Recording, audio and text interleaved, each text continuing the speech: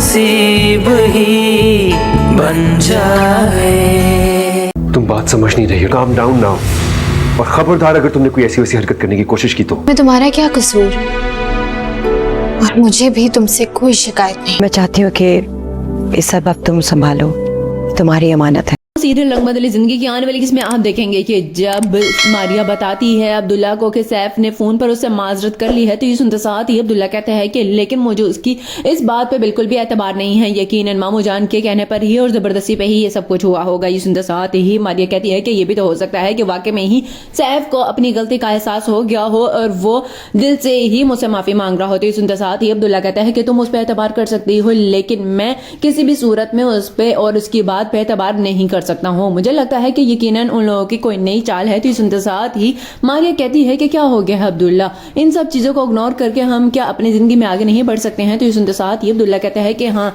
लेकिन तुम भी अब सैफ की हमायत करना छोड़ दो, मुझे बहुत ज्यादा बुरा लगता है। ये सुनते साथ ही मारिया कहती है कि हाँ, आपके दिलो दिमाग में ये चीज आती होगी कि मैं अब भी उसे पसंद करती हूँ। तो ये सुनते साथ ही अब्दुल्ला कहता है कि बात ये नहीं है, लेकिन मैं किसी को भी तुम्हारी तजलील करने की इजाजत नहीं दूंगा। ये सुनते साथ ही मारिया कहती है तो हाँ, तो उसने माफी मांग तो ली है और पीछे क्या रह गया है अब।